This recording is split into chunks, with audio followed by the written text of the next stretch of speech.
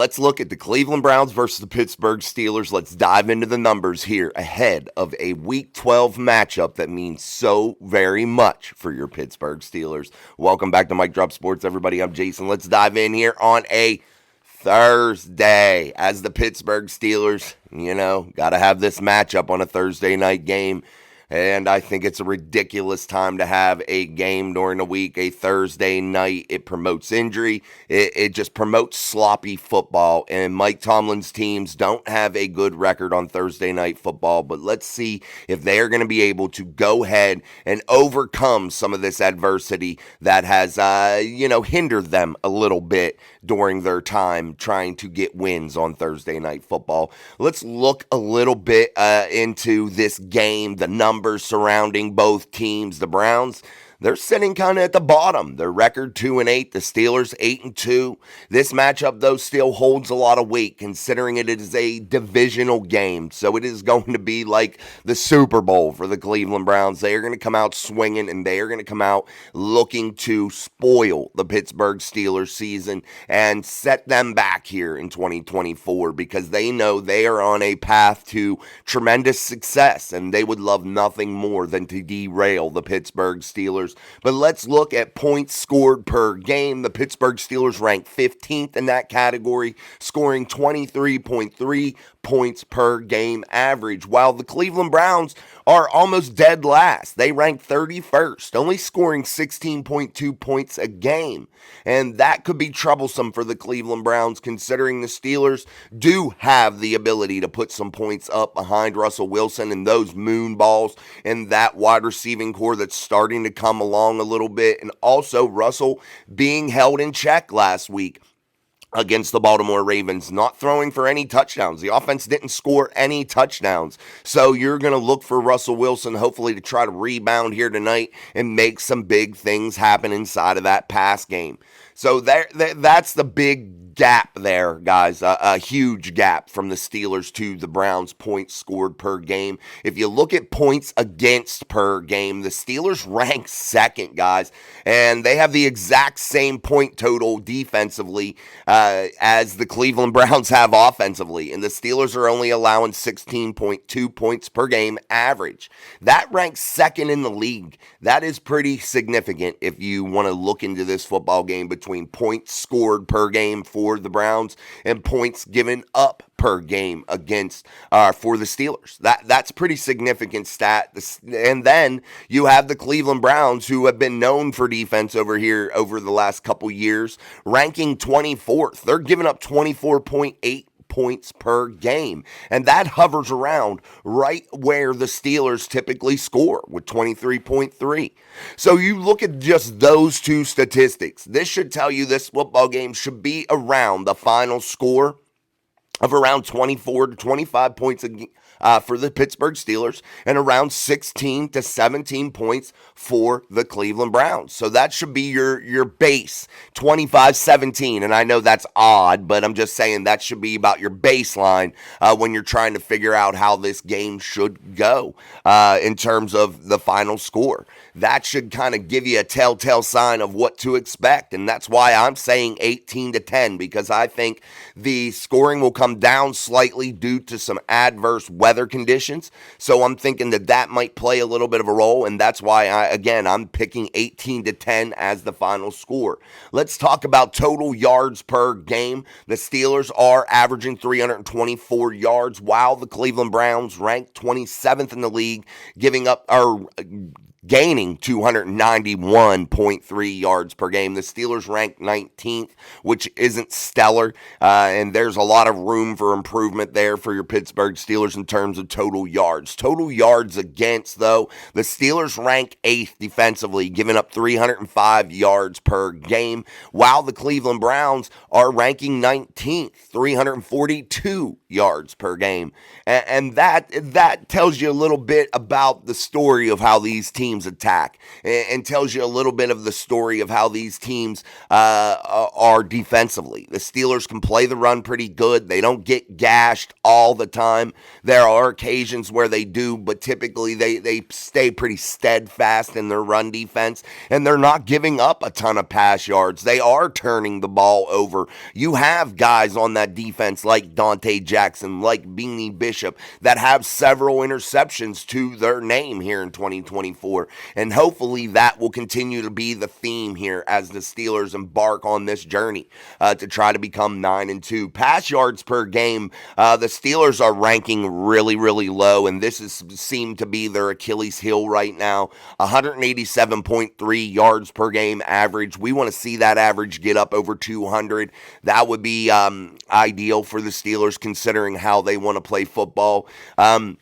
The Cleveland Browns actually rank higher than the Pittsburgh Steelers, and they are averaging 202.8 yards per game passing, and that is behind a very tumultuous quarterback situation with Deshaun Watson being out, Jameis Winston being the guy, DTR also being involved in that. So, yeah, that's a weird statistic there in terms of what to expect tonight, because I think the Steelers definitely can get this pass game moving. There's a lot of room for improvement for them there. They could get that tight end room more involved. They could get Mike Williams more involved, and they can just continue to lean on George Pickens. And hopefully when you get all the other parts of the offense going, hopefully that frees up George Pickens to do a little bit more to start to increase those numbers. Pass yards per game against for the Pittsburgh Steelers, they're giving up 214.5 yards per game. That's ranks 18th. But then you have the Cleveland Browns, who are better, giving up only 211 yards per game passing. So that should concern you a little bit and start to tell you a little bit about how this game's going to go.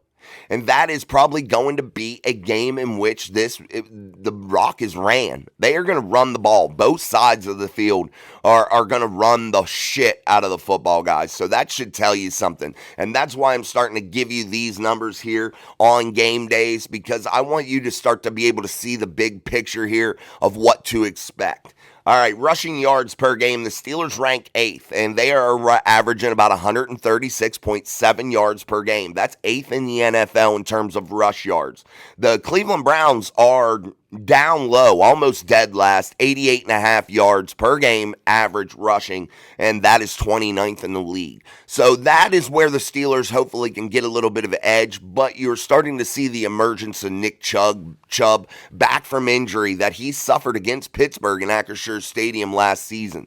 So you might see, again, that statistic tell you a little bit about how this game's going to go. Sacks, the Steelers are ranking a little bit lower. They're 21st in the league with 24 sacks, and then the Cleveland Browns are ranking 9th. They have 28 sacks. That isn't a huge difference in terms of the separation in numbers here. But again, the Steelers are playing a little bit of a different brand of football, especially with TJ Watt. They're trying, yes, to really get after the quarterback, but they are also using the threat of TJ Watt to be able to keep other players back and rush with minimal numbers to get that intimidation factor of the sacks and make them have to account for everybody like it's a blitz every play, but yet they are able to drop some people back and continue to keep a cap on these offenses. So that's helping them in a big, big way, because everybody has to account for TJ Watt. Everybody has to account for that outside linebacker room as a whole, and that is what is really helping this Steelers defense in a big, big way. Minimal numbers in terms of how they have to rush these quarterbacks from opposing teams. They are doing it with 4 and 5 guys every single time. You don't see them bringing the house. You don't see them opening themselves up to the big play often. And that is probably really the real key to success for the Steelers defense in 2024 is the minimal numbers that they have to bring in order to get pressure on the quarterback. And again, the sack numbers aren't horrible, 24 for the Steelers. But again, I really think that the Steelers, that number may be a little bit misleading considering what they're doing defensively, how they're attacking defensively, and exactly what they are doing in terms of their scheme. Minimal numbers each and every down, and it's starting to really show and pay big dividends in the back end of the defense because they're not giving up boatloads of passing yards, boatloads of touchdowns through the air. They're not giving up hundreds of yards rushing. They are still able to corral the offenses and play really, really big, man. Let's continue to go. This is the big one for me, and that is time of possession. The Pittsburgh Steelers rank 4th in the NFL right now with 32.37 seconds. 32 minutes, 37 seconds per game the Steelers are able to control the football, and that is another big key to the success of the Steelers here in their 8-2 record. The Cleveland Browns rank 11th. They're not too far behind. They're holding on to the football for 31 minutes and 7 seconds.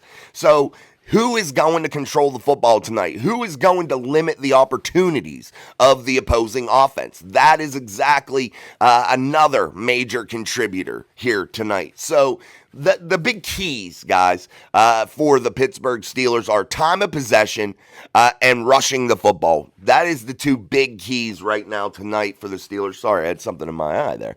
And let's talk about interceptions also. The Cleveland Browns rank 30th in the league. They only have 2 interceptions this year, and that means they're not turning the ball over, and that is a big, big telltale sign of why they are 2-8. That is a major contributor. You're not turning the ball over in the pass game, and the Pittsburgh Steelers currently rank 6th in that category, having 11 interceptions, and a lot of those interceptions made by 2 people, Dante Jackson and Beanie Bishop. So are those guys going to come up big tonight, or is it going to be a new player that emerges with a big-time takeaway? Because those statistics there are major, because you want to be able to turn that ball over in the pass game and get your offense more opportunities to control the football. So that statistic is another big one, but I give you all the major statistics here of what really truly makes up a prediction. When you're making a prediction about a football game, you're taking all these numbers, you're taking all the averages that have been made so far throughout the season by these teams, and you're kind of compiling them all in your head, and you're trying to make an educated guess on exactly what would happen here. And again, when I look at all these statistics, I look at the interceptions of the Pittsburgh Steelers, the time of possession, the rush yards per game for the Steelers, the rushing yards against per game for the Steelers. And I'm saying to myself this. I think the Pittsburgh Steelers run the shit out of the football. I do think that there's a passing touchdown involved. I do think that, the Steelers are going to be able to control the time of possession in a big, big way. I think that they will be around 33 minutes tonight. I think that's exactly what their game plan is. I think that will prove to be the difference maker and limit the opportunities for that Cleveland offense. And I look at the interceptions, again, in a big, big way, and I'm thinking Jameis Winston, who's been known to throw some interceptions, that's going to be playing in probably some adverse weather conditions in terms of wind, precipitation, and things of that nature, cold, and I could see Jameis Winston throwing an interception or two, and the Pittsburgh Steelers really capitalizing off of that. And that's why, again, I think the score is going to be 18-10 Pittsburgh. I think the Steelers improve to 9-2 and really start to put a chokehold on this division. And I don't want to get too far ahead of myself here right now with this football team. But if you win this week, you win next week, that gives you a 3-0 record inside of the division with half the games already played. That is pretty damn good, guys. That is a real sign of a football team that is going to make the playoffs, hands down for sure, and is going to probably be sitting at about 90 percentile, 95 percentile on their chances to win this division.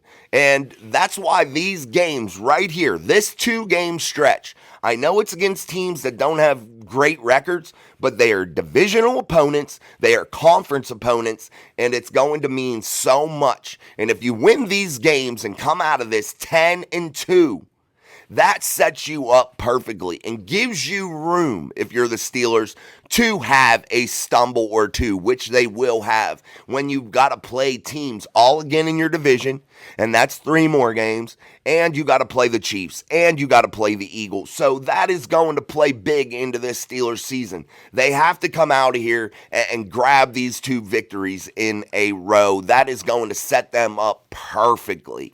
And honestly, guys, if the Steelers achieve that, get to 10-2, I really like their chances of being a top 3 seed in the AFC playoffs and get themselves a home playoff game and potentially a home playoff game along with a bye. That is what you're aiming for now if you're the Pittsburgh Steelers, just to improve on that record, stay focused, continue to grind, and achieve those big, lofty goals that you have for yourself here toward the end of the season. And it could be a magical run, man. It could be. But again, this offensive line has to step up, and tonight's their first test. A short week. They've had their issues. They've had the eyes on them, man.